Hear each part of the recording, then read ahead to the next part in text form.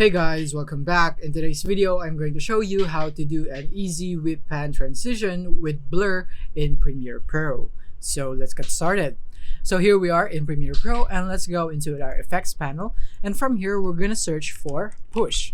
And then we're going to go get this push transition under video transition, and then put them in the middle of our clips right here as our transition. So this would be our main transition right here, and this is how it would look like.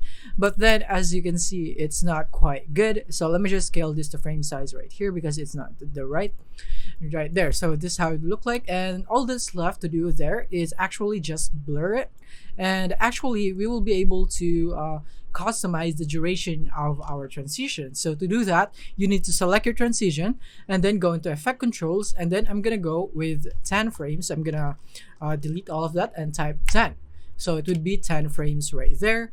And yeah, since I am working with a 24 FPS, then I'll just go for 10 right here. But if you are in 60 FPS, I suggest that you go for around 20 or 25 maybe. So yeah, you can just feel free to experiment with it, but in my case, this one would look best.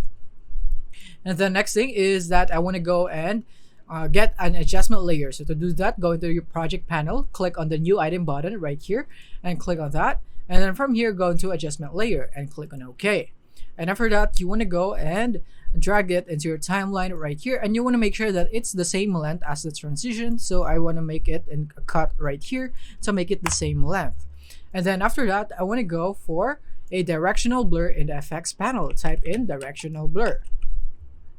And then I want to drag it into my adjustment layer. And then from here, you want to go into effect controls and edit the directional blur. And I want to edit this into 90.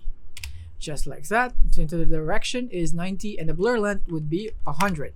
And now when I play this, it would now look like this. And now as you can see, it's very nice right here, but to give it an additional touch, I want it to have a fade at the beginning. So I'm gonna right click on the beginning, apply default transition, and just like that, I'm gonna shorten it a little bit. This is how I like to do it. Of course, this is just optional, and this is our final result. And that is basically it. Thank you for watching. If you found this video helpful, simply leave a like below or subscribe because it helps me reach more people. See you soon.